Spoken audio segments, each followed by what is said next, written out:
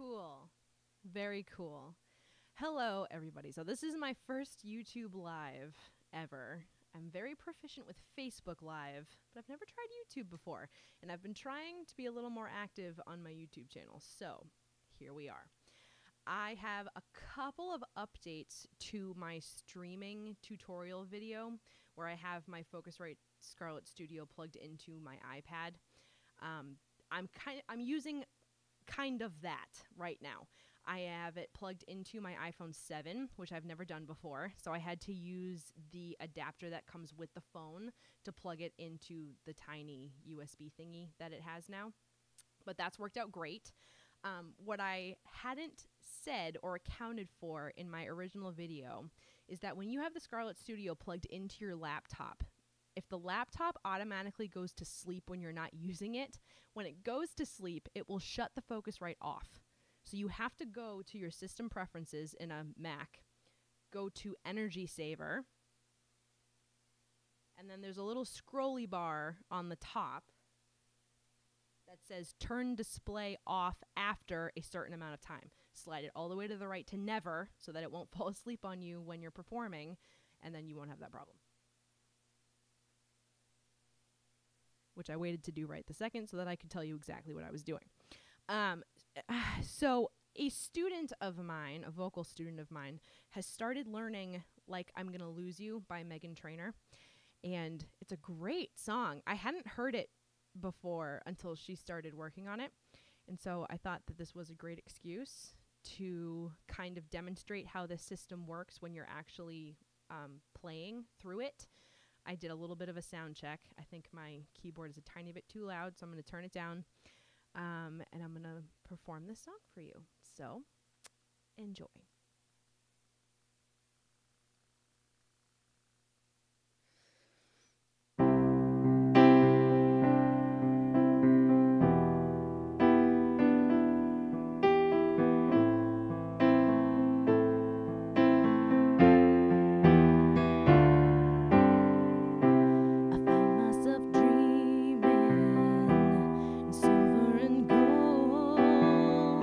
Like a scene from a movie.